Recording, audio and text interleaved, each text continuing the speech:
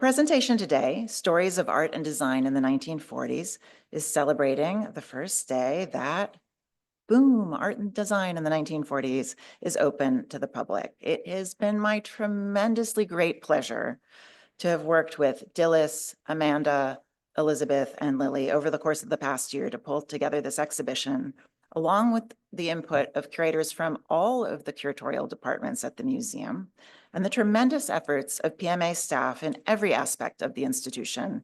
It always takes the effort of the entire village to pull off these big projects. Works from the 1940s are a great strength of the museum's collections, and an opening in the calendar created an opportunity for us to draw on the expertise of this marvelous team to take a deep dive into the decade, showing more work from the period than the permanent gallery collections ever would allow. As we started to cast our nets into the vast sea of the collection, we realized that there were thousands of works that could be considered for the project. So the big question for the team began to be, well, how are we going to decide? A fun and wonderful challenge to have. The works that made it into the exhibition all have stories behind them, but don't worry, we won't be telling all of them today. You would have had to bring your sleeping bags with you because there's quite a bit in the exhibition. Using 4 or 5 slides each, we will be doing a deeper dive into the media under our respective purview. I'll be talking about a selection of paintings. Dilys will focus on costume and textiles. Elizabeth's presentation concentrates on craft, decorative art, sculpture, and design. And Amanda will be diving into some highlights of works on paper.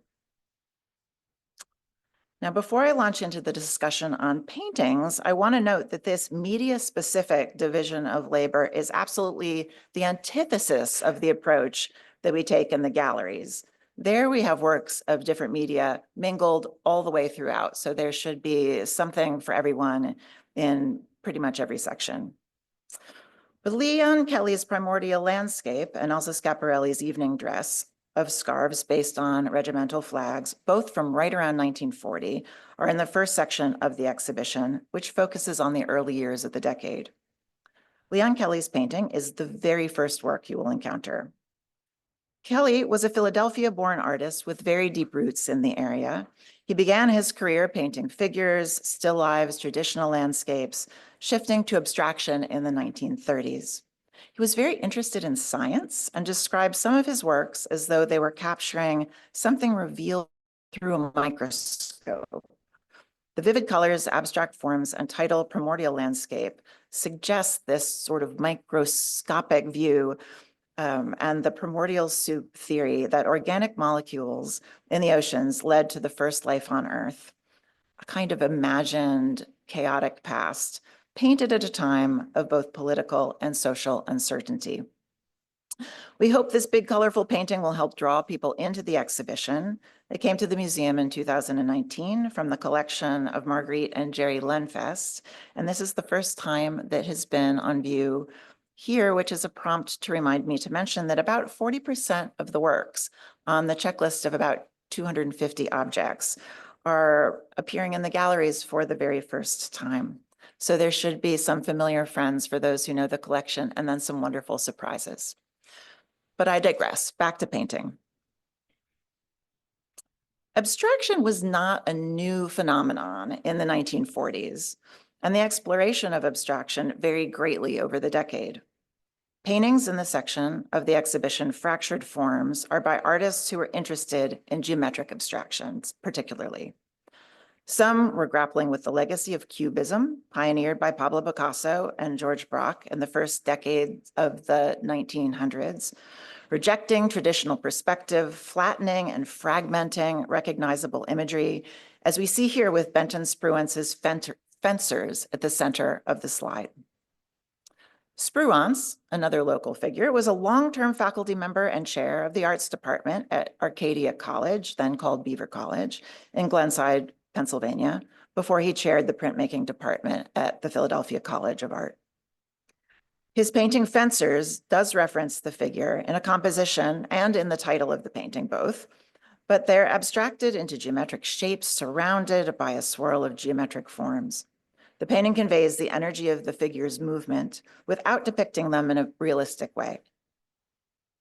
In New York, the group American Abstract Artists was founded in 1936 to provide opportunities for artists to discuss, exhibit, and promote abstract art at a moment when social realism was being celebrated and abstraction was sometimes being attacked as being foreign and sometimes anti-American. One of the founding members of American Abstract Artists was Esfir Slobodkina, whose work is here on the left.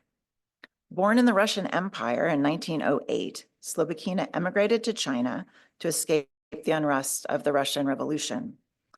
Once in China, she began studying art and architecture before immigrating to New York in 1928.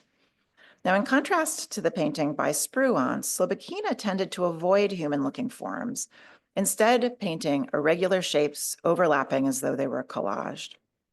But that's not all she could do. In addition to her abstract work, Slobodkina wrote and illustrated children's books, including Caps for Sale, published in 1940. I grew up with my mother's copy, and that book is still in print. Another member of the American Abstract Artists was Albert Eugene Gallatin, whose work is here on the right. Gallatin was an important collector and artist at the center of a well-to-do group of painters who came to be called the Park Avenue Cubists for their affluent background. He felt that art was best when it was least connected to the things in the world, striving instead for pure line, color, shape, texture, and tone. In paintings such as this one on the right, we don't find vestiges of the figure, and its title, Painting, tells it as it is. That was his goal. But now for something different. As Robert Coates wrote for The New Yorker in 1944, I love this quotation, "There is a style of painting gaining ground in the country. I feel some new name will have to be coined for it, but at the moment, I can't think of any." Well, 2 years later, he first employs the term abstract expressionism to describe what he saw developing. We're extremely fortunate to have in the collection, male and female, here on the left, an early work by Jackson Pollock that embodies this very moment of transition. While the painting shows the artist grappling with cubism and symbolism, around the margins of the canvas, we see spatters and drips for which he came to be so well known later in the decade. By 1949, the question was posed, is Jackson Pollock our greatest living painter, for his radical drip style represented by the painting in the middle of the slide. Another important abstract expressionist and star of the show is Lee Krasner. I'm thrilled to have this painting on view. The slide does not do it justice. When you are in the gallery, you must get up close and really look at the extraordinary layer of jewel tone colors beneath this filigree of white lines that she referred to as her hieroglyphs. The underlayer is, while Jackson Pollock would work with his surface horizontally, his brushes never touched the canvas. He would pour and drip the paint. Lee Krasner took a very different approach, working with the palette knife to create this wonderful kind of crusty layer, sometimes applying paint directly from the tube. So it really warrants close looking. It's so great to have this painting on view. Now, for some, abstraction may have felt like a political choice. As scholars such as Francis Pohl have observed, the Nazis' persecution of modernist art and later the Soviet suppression of modernism in favor of social realism led some people to associate realism with fascism and to align modernity with democracy.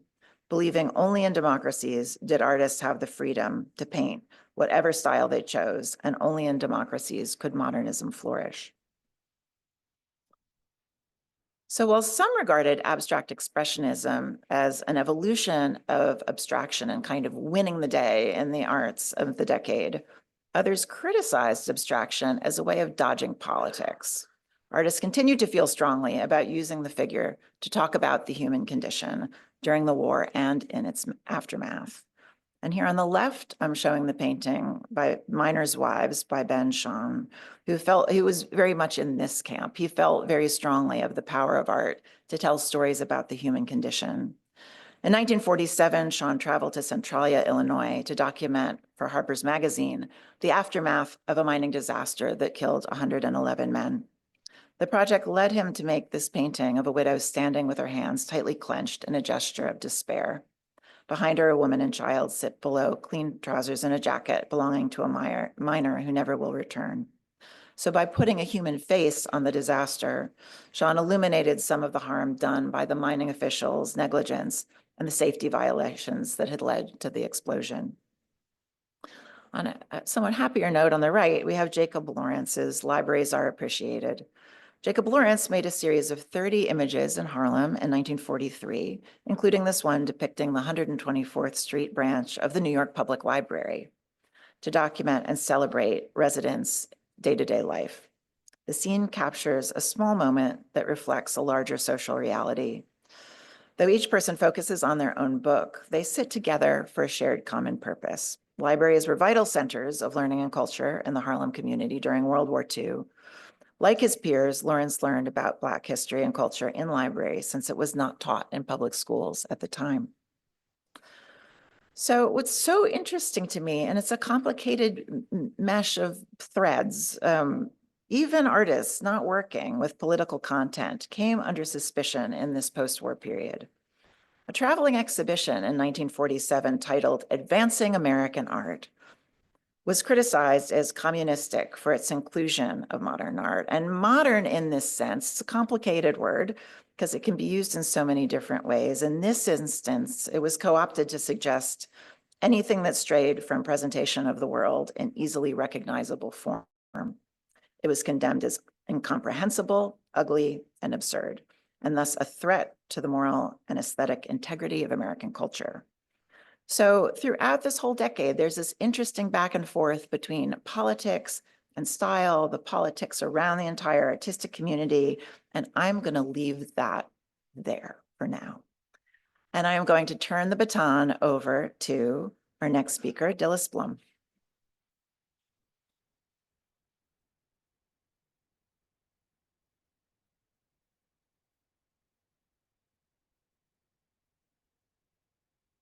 Get this lower so you can hear me.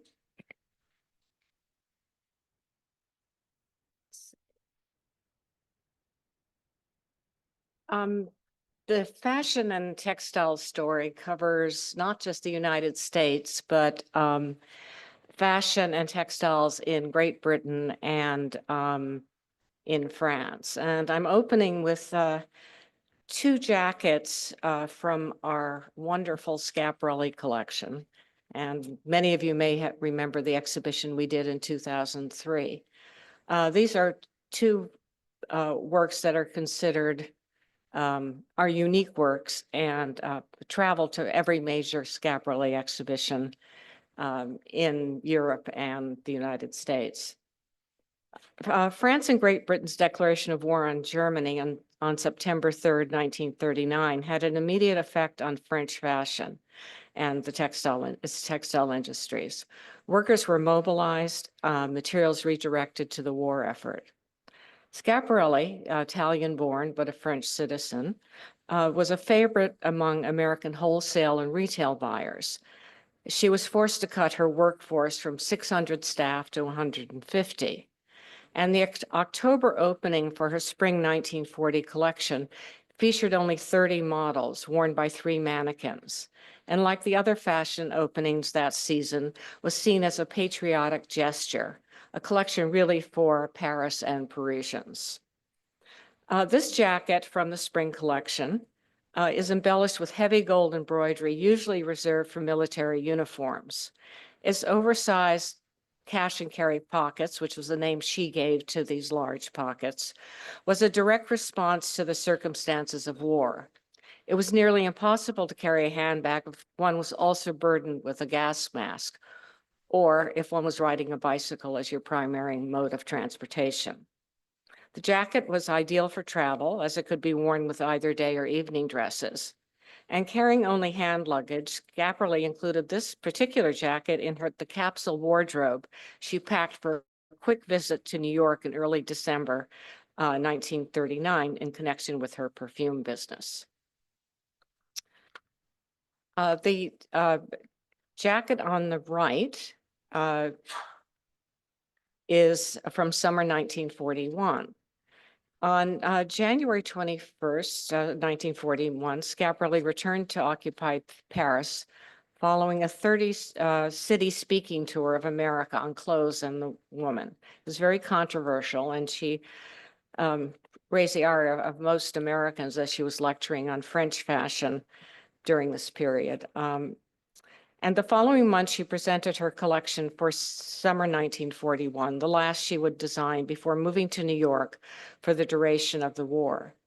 This jacket is modeled on an 18th century man's embroidered waistcoat and was originally worn with a long black dress embellished with a faux apron. The embroidered fruit and vegetables used for buttons and scattered motifs included artichokes and turnips that prior to the war served as cattle feed and were now considered fit for human consumption. Schiaparelli's ensemble is a subtle commentary on women's so-called natural roles in Vichy France, where they were glorified as wives and mothers.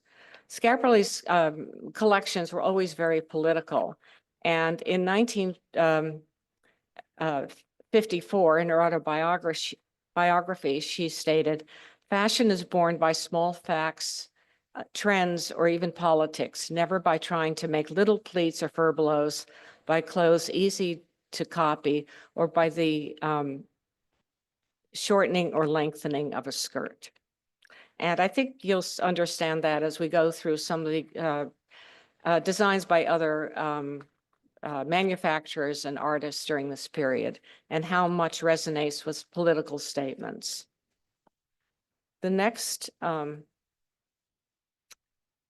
example I have is a British American Ambulance Corps dress. In January 1941, the Corps announced that it was launching a line of dress prints for spring and summer 1941, produced by the American textile distributor Roth Getzoff and marketed as BAAC Textiles. The Ambulance Corps was guaranteed a 10% of all fabric sales made to the 15 participating clothing manufacturers. The fabric was sold as yardage to home dressmakers and as finished garments as well. The objective was to give American women a means of helping at the same time that they were indulging themselves in fashion, and to increase revenues to buy ambulances to send to England. The print design seen here, known as Aviation Aces, features the Royal Air Force insignia. You can see it in the small photograph to the right of the dress. This dress was probably made by a dressmaker. It's well worn and includes some alterations, thus following the patriotic dictate to make, do, and mend. One of the two front pockets has been carefully removed, possibly to conform with the L85 regulations issued in March 1942 that strictly regulated the materials and designs of civilian clothing in the United States, including a single pocket on dresses. The restrictions were lifted on VE Day, May 8, 1945. There are 3 Diors in the exhibition. The one we selected here is one from 1949. Christian Dior was known for the new look of 1947, which redefined fashion, transforming the wartime silhouette, which according to the Couturier made women look like Amazons, into a flower-like fantasy with rounded shoulders, a full bust, and willow waist above an enormous spreading skirts. The Dior garment seen here traces the garment seen in the exhibition traced the evolution of the style from 1948 to 1949, as Paris found itself vying with New York for the title of World Fashion Capital.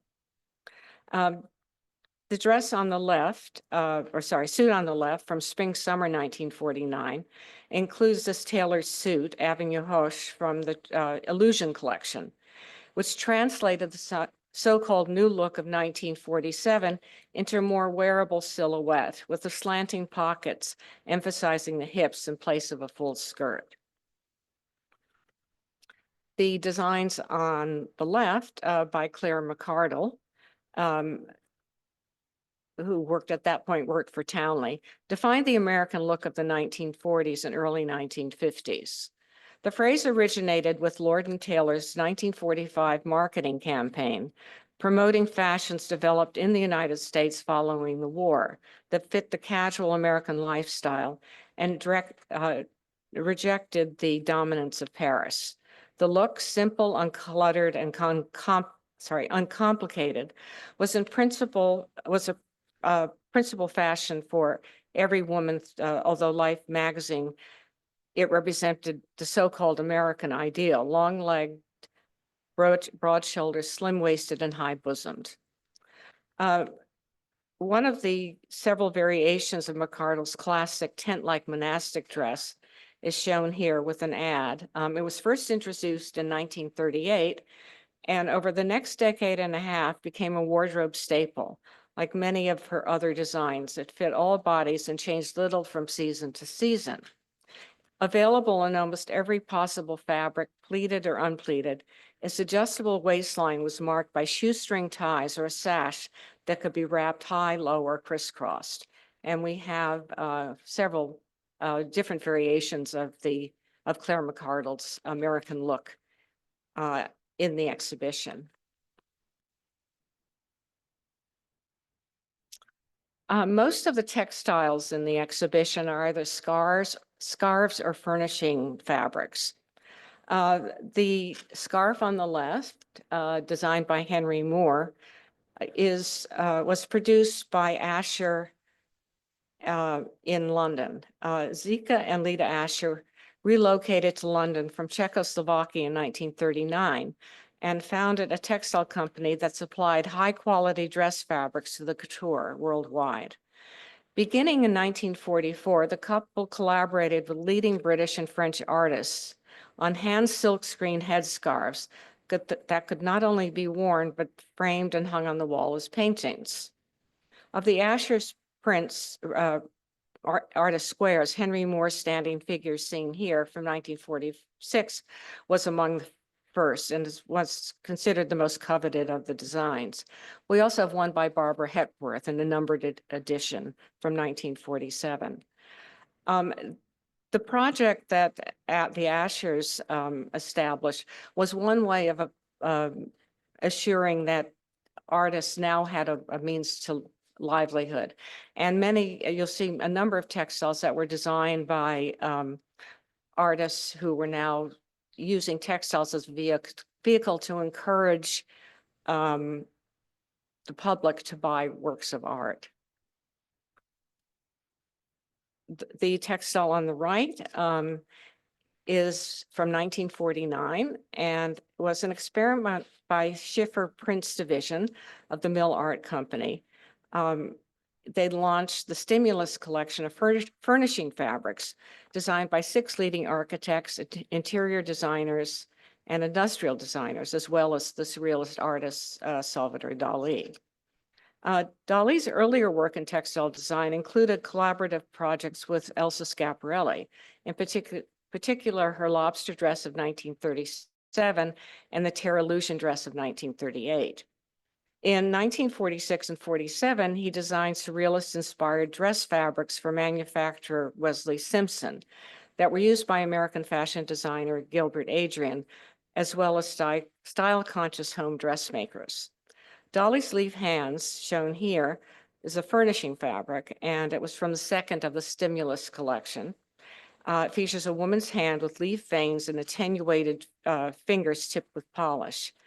The design draws from Dali's collaboration with Schiaparelli for winter 1936-37 that included gloves with red snakeskin fingernails and others with painted veins. One of the other Schiffer prints we have is by Ed Wormley in the exhibition. And lastly is a design by Cristobal Balenciaga. And it has a very interesting story around it that relates specifically to Schiaparelli. To Philadelphia.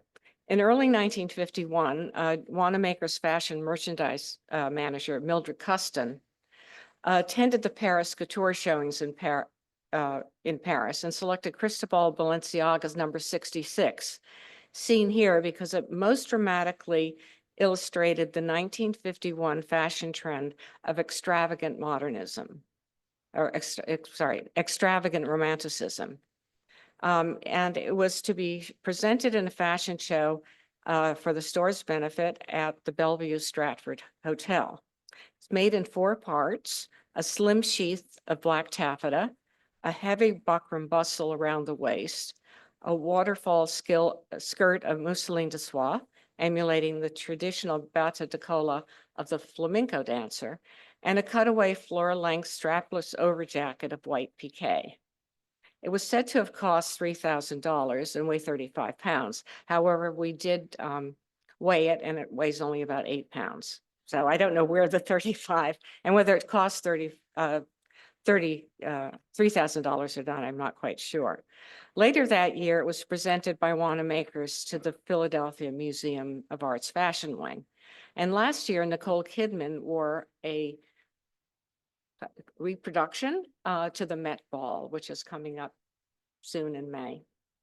I think the original was a much more successful, dress than the one on the right, which is has a satin overdress. And next, virtually, is Elizabeth Agro. Thanks.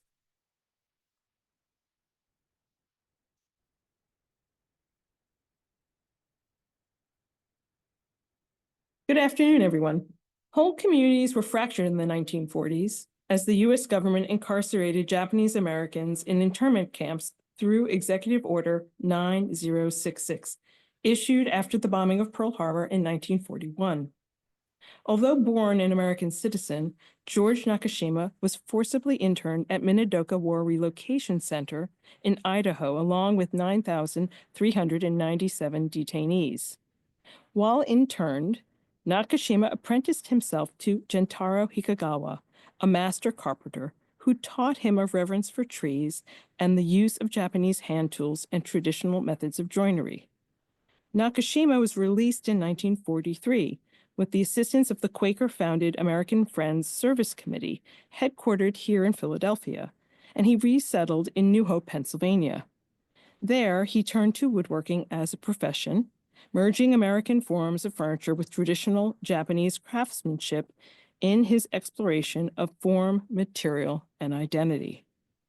In a letter of introduction dated February 15, 1944, to Renee Darnincourt, director of the Department of Manual Industries at MoMA in New York, the artist stated, quote, "For the past 3 years, I have engaged in the design and construction of furniture.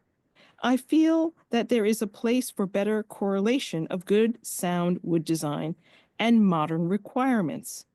In a way, too, a synthesis between the fine tradition of East Asiatic workmanship and modern American taste," end quote.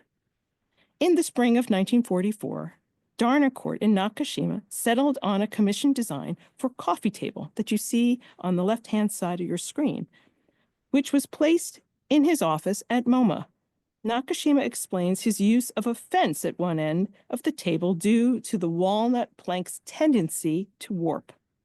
On the right-hand side, you'll see a beautiful grass-seated chair, an exceptional and revered form that is made of solid wood, evolved from earlier versions that Nakashima made in 1934, 1939, and 1941. This example, designed in 1944, shortly after the coffee table, was made in 1946 for Darnincourt. And this example, the first of its kind, is the embodiment of Nakashima's determination to make furniture that was an amalgam of East Asian workmanship and modern taste. Coffee table and grass-seated chair are prime examples from the first phase of Nakashima's output, which were driven by commissions. This aided him to establish important connections to successfully launch his career to become a legendary woodworker and designer. Next slide. Isamu Noguchi experienced a similar plight as Nakashima. Living in California when the attack on Pearl Harbor happened in December of 1941, Noguchi's instinct was to reach out to other Nisei, second-generation Japanese Americans, and the Japanese American Citizen League to see if he could help others in some way. In response to Executive Order 9066, Noguchi organized Nisei Artists and Writers Mobilization for Democracy, a group based in San Francisco. They drafted a plan for an art and craft program that would be implemented at the 10 camps located throughout the West Coast states. He voluntarily set up the program in Poston, Arizona War Relocation Center. As the program launched, it was apparent to Noguchi that it would not succeed. It became worse when his requests to be permitted to leave Poston were denied. A temporary leave was granted to the artist in November of the same year. An order was issued for him shortly thereafter to be re-interned, this time at Mazinar in California, which he evaded by staying in New York. His awareness of the color line became heightened. His sculptural work began to shift. A new form emerged called Avatar, shown here on the left, made shortly after his incarceration. Created out of separate interlocking pieces, the unique feature permitted him to dismantle the entire sculpture in 2 minutes, which highlights Noguchi's politicizing his state of dislocation and displacement. As direct result of the Executive Order 9006 and the distress of American citizens of Japanese descent. It gave form to the realities of Japanese American life during and after World War II. You'll see on the slide on the right, one of his designs for Knoll, Model 9 lamp, which was designed also in 44. And that was in direct relationship to being at camp and the need for light in terms of being in a dark moment. And his sculptures at that point also turned to having a light element feature in them as a direct result of being at camp. Next slide. In 1940, began the decade marked by a scarcity of goods and materials due to the Great Depression. Those who lived through this period were used to rationing goods and materials, then creatively using or reusing what they had on hands towards other means, essentially what we call repurposing today or upcycling. Depression-era folk used various expressions to capture these conditions in which they lived, sometimes calling it a make-do existence or using the expression out of necessity or out of nothing or on a shoestring, or working with what is available at hand.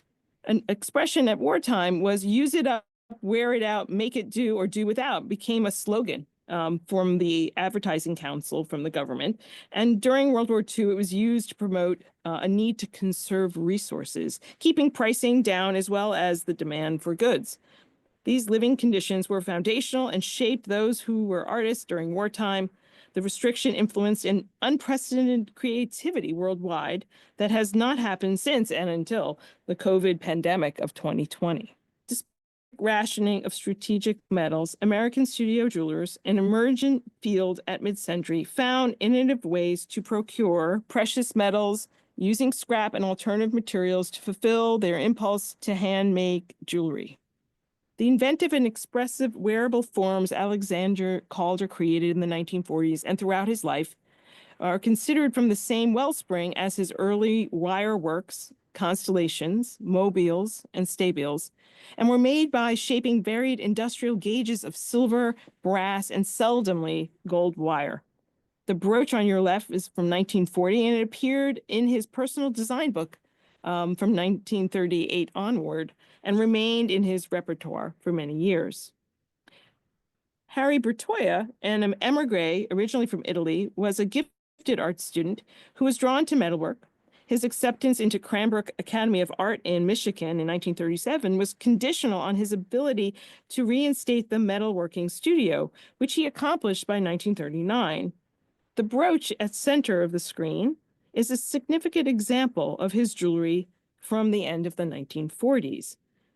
Bertoia turned to making jewelry and used scraps found around the metal shop at Cranbrook, where he taught from 1938 to 1943, by employing a technique of drawing scrap metal through holes in a plate of steel to fashion his own wire.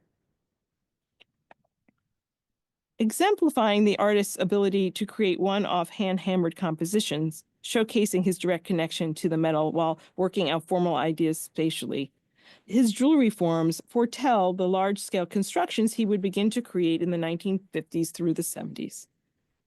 Elsa Freund's family's lifestyle was simple.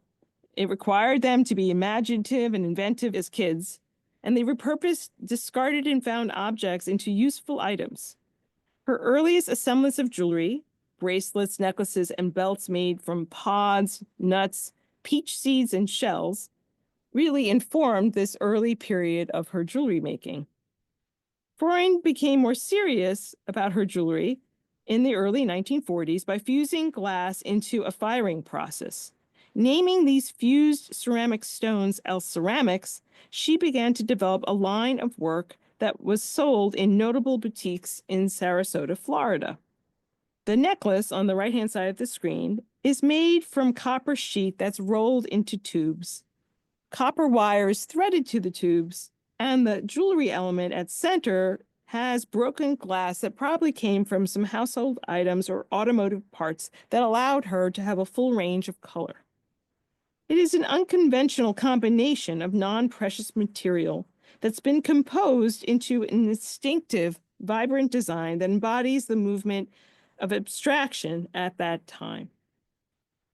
Next slide. The Knoll Furniture Company was established in 1938. The intention was to bring a modernist vision to America with imported furniture from Europe.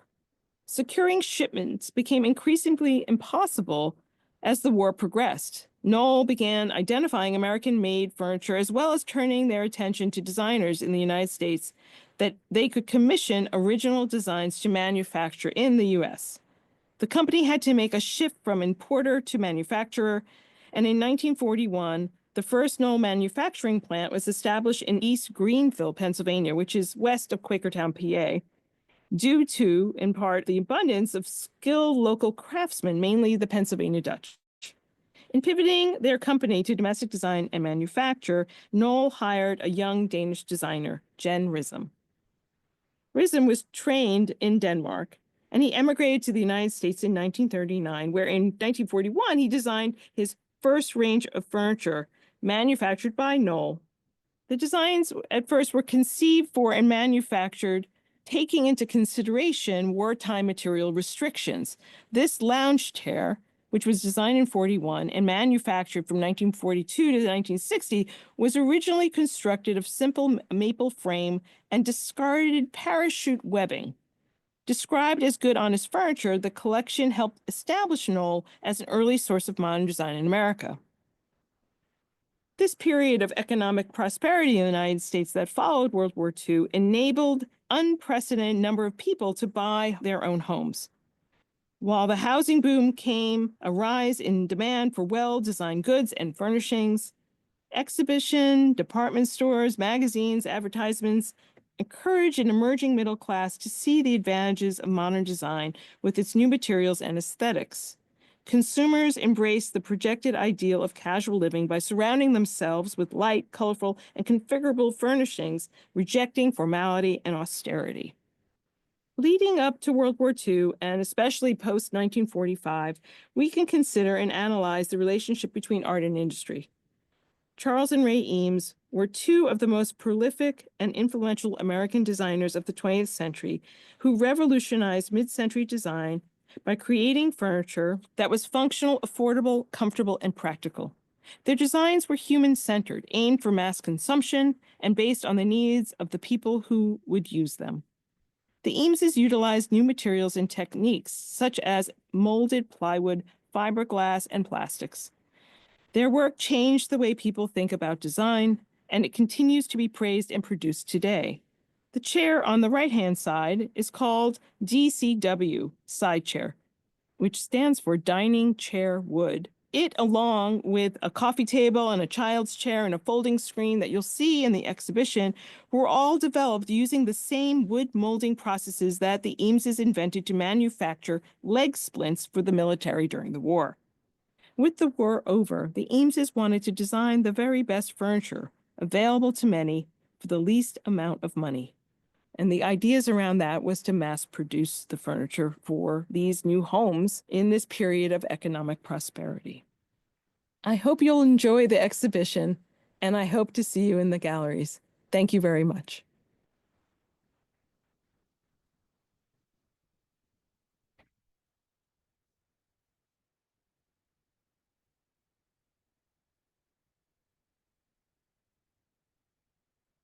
In the 1940s, photography was everywhere, but one of the places where it found itself settling in was the museum.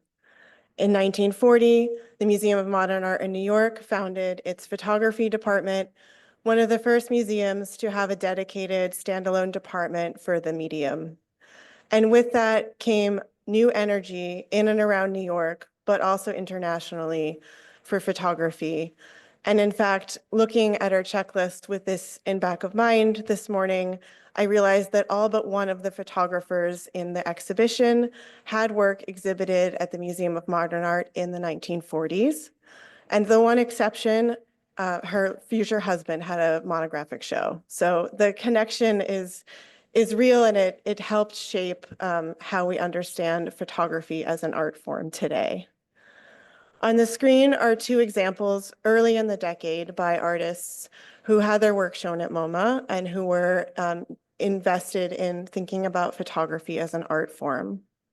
On the left is a work by Lisette Model, who had been a street photographer in Europe, but fled Europe for the United States about a year before she made this picture. In New York, she found herself destabilized, uncertain about the height, the crowds, the density, and the culture that she found herself suddenly living in. Many artists who came to New York looked up, looking at the skyscrapers, the city, the grids, the teeming crowds of people, or looked down from the top of a skyscraper, seeing things from above. Model got to know her city in a different way, crouching very close to the ground, or perhaps in a subterranean location with her camera placed delicately on the street. We're not exactly sure how she made these pictures, in fact, but it was some sort of situation where she was probably feeling slightly vulnerable, and photographed the crowds of Wall Street and Fifth Avenue at the sort of ant level, capturing the crowds of people in New York, not from above or directly, but from below. Model wrote about these pictures, stating that she wanted to not only capture what she saw, but visualize what she heard, thinking about the crushing noise and the din of crowds, heels stomping through the street, people moving quickly, the noise and the chaos of the city. And for her, the best way to distill that was this ground level view. On the right is a work by Barbara Morgan. Morgan came to photography after engaging in printmaking, drawing, and painting, and is best known for her photographs of the Martha Graham Dance Company. While working on that project, she began to think about the power of light and engaged in an experimental practice of cameraless photography, of photography in her darkroom, for which she set up her camera in a dark space, opened up the shutter, and then with a light would trace drawings, again, sort of resurrecting her drawing practice, but using it to create drawings in space that then registered on the film. So you'll see there are kind of swift movements where the line is thinner, and where she's kind of hovered her light, it becomes a denser, brighter glow. And these images were groundbreaking and instrumental in influencing a lot of abstract photography to come. On the left is a photograph by Margaret Bourke-White, who was one of the first female photographers employed by Life magazine, beginning from their first issue in the late 1930s. In 1941, she had a hunch that the Soviet Union would be the next battlefront in the Second World War, and she arrived there having traveled across the globe the opposite way to avoid traveling through Europe, a month-long journey that took her through Asia. And in June of 1941, about a month into her stay, she was proven correct when Germany broke its non-aggression pact with the Soviet Union and launched the country into war. Bourke-White chronicled the country for 3 months and was the only foreign photography remaining in the country during this time. And her photographs were instrumental in bringing the war front home to the United States, with her photographs published in several issues of Life magazine beginning in August of 1941. Here, Bourke-White is in her hotel. She famously described dodging the air raid warden by hiding under her bed and not descending to the basement of the building, but staying where she was with 4 of her 5 cameras, the 5th being squirreled away downstairs just in case, and taking these photographs of the encroaching air fire from the balcony of her hotel room. You can see the panoramic view of Red Square with fire coming both from German planes and from Russian defense, filling the frame in this wonderfully evocative image of the battle.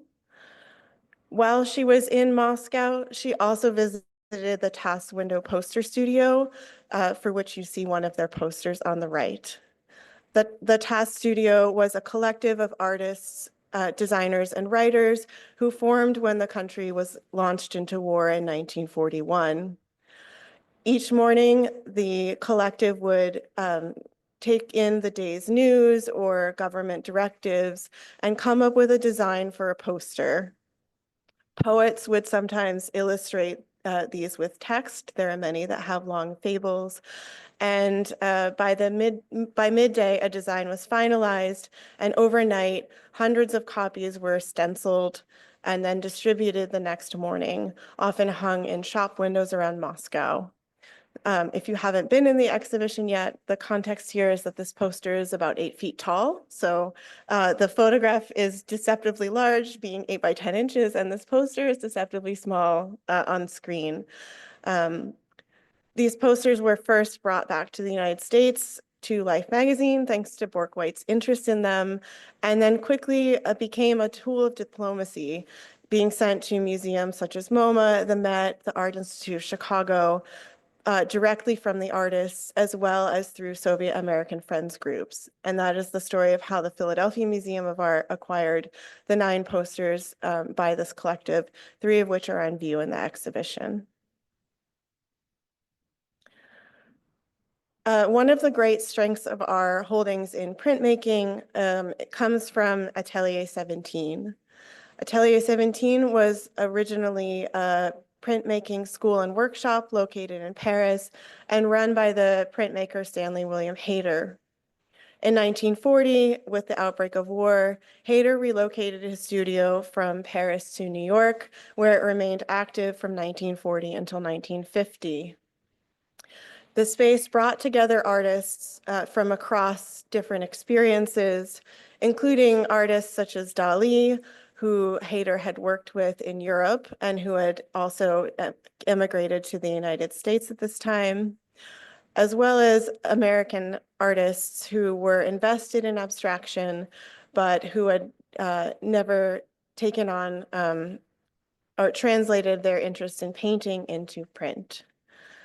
Additionally, American artists who had been very invested in social realism in the 1930s and produced prints for the WPA and other sources were intrigued by the idea of abstraction and the experimentation that was happening at Atelier 17. This mix of artists were led by Hayter and interested and invested in the act of experimentation.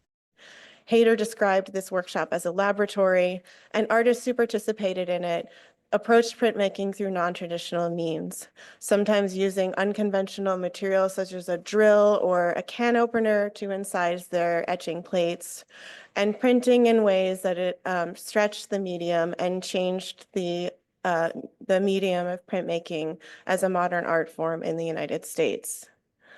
On the left is an image by Sue Fuller. She was a New York-based artist, although originally from Pittsburgh, Pennsylvania. Her father was a civil engineer, and architecture and line work was often a part of her practice. I love this print's title, New York, New York, with an exclamation point added. And I think the exuberance of the title is reflected in the work, where we see these soaring squares and rectangles kind of zigzagging their way up the composition. in a way that's dynamic and evocative of the life of the city. She has also undergirded this composition, and it's a little hard to see, but if you look sort of around the perimeter, with a closely woven fabric, the impression of which is left in the print, giving her city, which is has its, giving this man-made city a kind of organic underpinning. And on the right is a work by Alice Trimble Mason. She was already an active participant in the American Abstract Artist, but was curious about how to move her painting practice into print. She's working with an etching practice called soft ground etching, and I won't go too deep into technique because it's complicated, but the essence of it is that her copper plate was coated, instead of with a hard ground that she would cut away from, with a soft ground. And that enabled her, as with many other artists working with Atelier 17, to use impressions of soft materials into her ground. And here you can see this sort of netting that she's impressed into the ground that weaves its way in and out of organic shapes. Lastly, the decade, of course, ends with a little bit of anxiety and also optimism. On the right is one of the more challenging images of this late moment in the 1940s, taken by Harold Edgerton, who might be most familiar to you for his motion studies that he did at MIT, famously the apple with the bullet being shot through it, which he called making applesauce at MIT. In the late 1940s, he was commissioned by the Atomic Energy Commission to make photographs of atomic explosions. And for this, he invented a camera called the Rapitronic, which was short for Rapid Action Electronic, that could take exposures that were as short as a millionth of a second. This enabled him to capture the most fleeting and moments of an atomic explosion, shown here. The familiar mushroom cloud that we all associate with it has not yet formed. This is the most nascent moment, but you can see still the power and terror of this explosion by the way that it is eviscerating the metal armature from which it has just been launched. On the left, though, is an image that looks at hope, and that is a big theme of our exhibition, is this way that creativity can come out of adversity. This is a print by Pablo Picasso. Although it is titled Dove, I will note for everyone that this is in fact a lithograph that he made after a pigeon that was gifted to him by his friend and rival Henri Matisse the year prior. He made this incredible lithograph in January 1949, and it was selected by his friend, the poet Louis Aragon, for the cover image for the World Peace Conference that took place in Paris a few months later in April. And from that point on, this image became ubiquitous, and Picasso's doves have been associated with symbols of peace and hope and for prosperity, really moving forward into the present. And so on that note, I will leave us, and I will welcome my fellow curators back up to the stage and take any questions from the crowd. Thank you.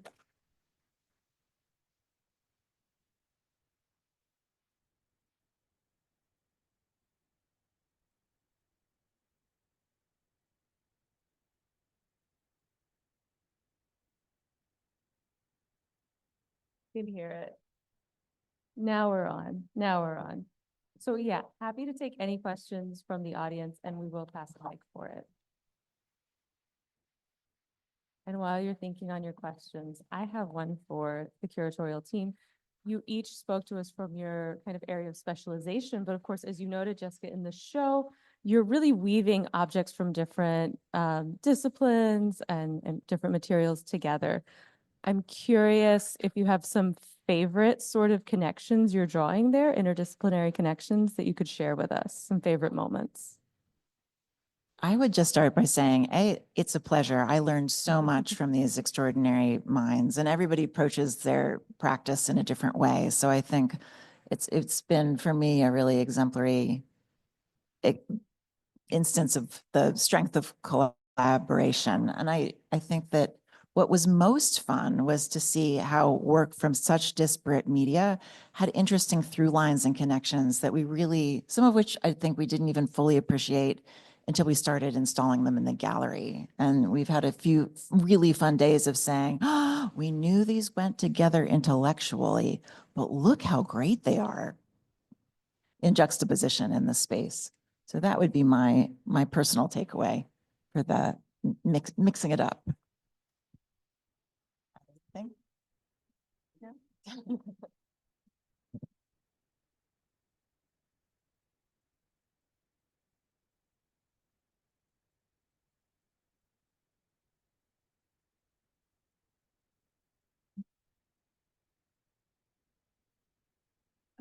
After the war, was there a scarcity of materials, and how did that affect design? And what was really the role of plastic?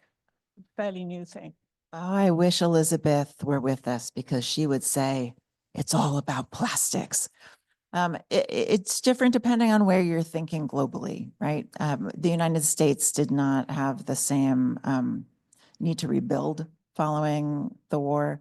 I think one of the fascinating things about looking at the decade as a whole was or one of the things I think we enjoyed is there's a misconception that creativity ground to a halt during the first half of the decade because of the war. And that, as you will see in the exhibition, is patently not true. In design particularly, there were innovations that were spurred by the war effort. So a lot of energy was being shifted into developing new materials and techniques that then pivot into designs for the home afterwards. We have Tupperware in the galleries. It's a perfect example. That was a collaboration with Earl Tupper and DuPont, who then took some of the innovations for the plastics and then utilized them for goods for the home. And there are a number of examples of that pivot from wartime use to domestic use throughout the exhibition. It's a great question. Thank you.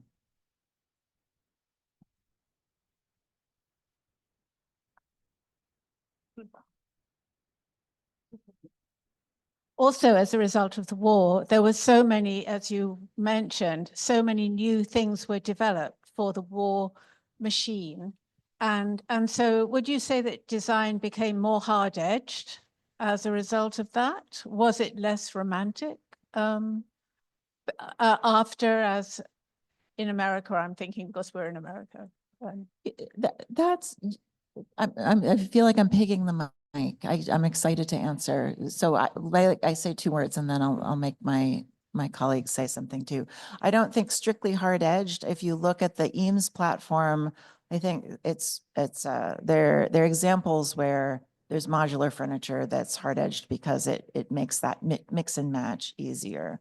But then you have the Eames very sexy chaise lounge, which is all swoops and curves and sort of space age. So I don't think that it's hard edged versus curvy, but there is a turn away from the previous generation's, I think, standard of brown wood furniture. So instead of the expectation that you had to have a mahogany sideboard and a heavy dining room table, the shift is more towards things that are lighter and sometimes more colorful.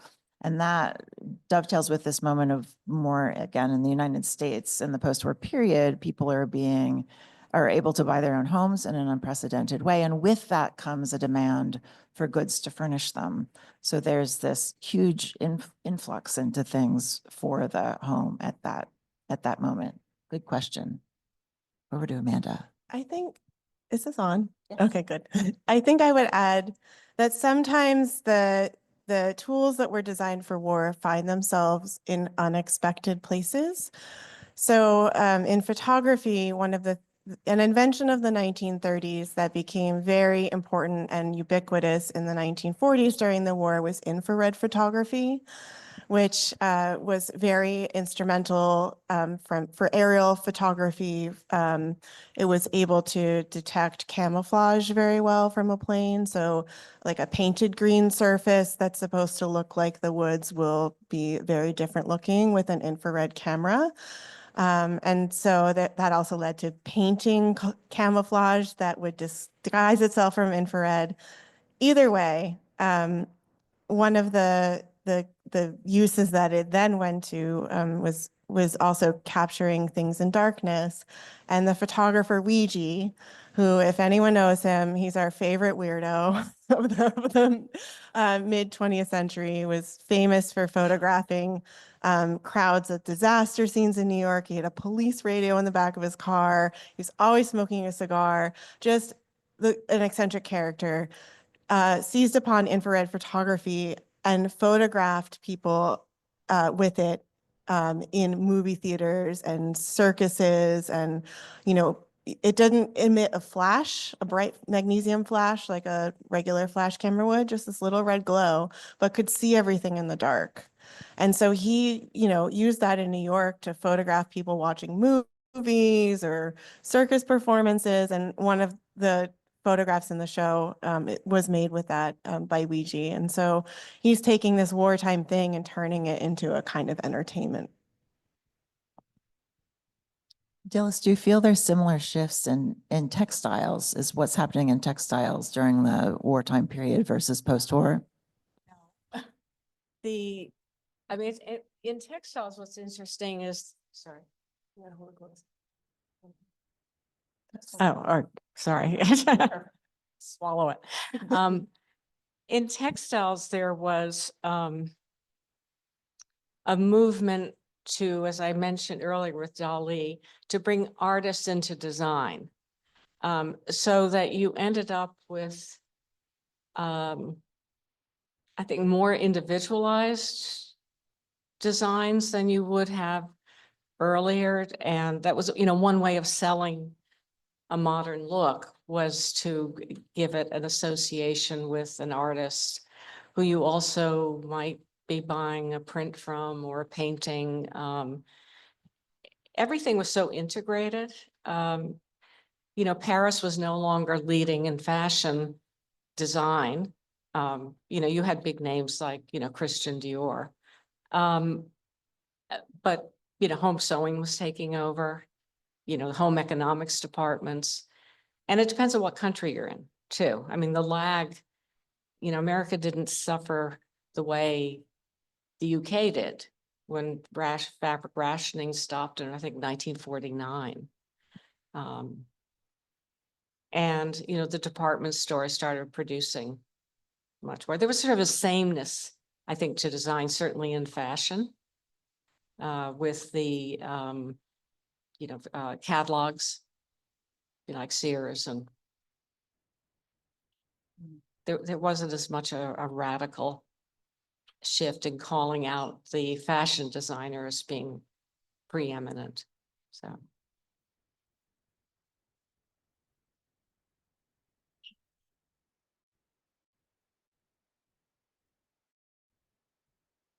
Thank you very much. I haven't seen the exhibition yet, but very was the story about these artists as well, many of whom were refugees escaping for their lives, and their friends, their loved ones, some of whom were killed or were serving.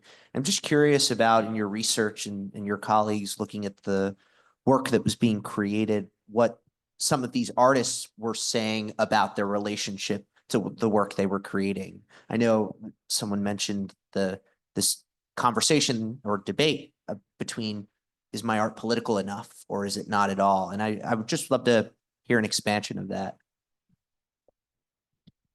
I think it's interesting, something that we appreciate. And if you're reading your labels carefully, you'll notice that we include where people were born. And there are quite a few artists who were born outside of the United States and came even before, and throughout the 30s and 40s, or Slobodkina in 2028, and became part of conversations here. The exhibition isn't exclusively work by American artists, although that is a strength of the collection. And so it draws upon that. And then I think in design, you have an example like Knoll that was originally set up to sell European designs. And when they weren't able to because of the war, then they pivoted to promoting American designers. But many of those individuals like Saarinen were had moved to the United States from Europe. So I think there's this wonderful mixture. It's, to me, one of the things that makes this moment so very exciting in looking at art and design of the 1940s is the intermingling of these threads. Or there's a section in the exhibition that Amanda was talking about, Atelier 17, where there's a huge amount of learning from one another and interconnectivity. I'll ping to you if you want to say a little more of that. Yeah, I think it really, depends on the individual experience of the artist. So an example that I'm thinking about, we have a photograph by Lottie Jacobi in the exhibition. She had a portrait studio in Germany and Berlin that she closed when she came to the US in 1935. She opened one here as well when she arrived, but that was kind of short-lived for her. And she ended up making these really wild abstract photos, and then eventually turned to nature photography. So I think the kind of experience that every person brought, there were these networks of connectivity between the various expatriates from Europe who made it their way to the United States. So Jacobi was a photographer, but she was friends with Leo Katz, who was an Atelier 17 artist. And, so there are ways that people sort of get to form these connections, either ones that were formed prior to arriving in the United States or subsequent to it. But I think every artist is, thinking about, how do I navigate this new environment in a different way? So some people definitely engaged in political image making, and others really took a turn away from that. And you'll see that's one of the great things about the exhibition, is that there is this huge variety in approaches to image making, sort of during and after the war. We are a bit after 3:00. So what I might say is, please go take another look at the show or look for the first time. And big thank you to the curatorial team for the exhibition, for their presentation. Thank you for coming today. It's been a pleasure.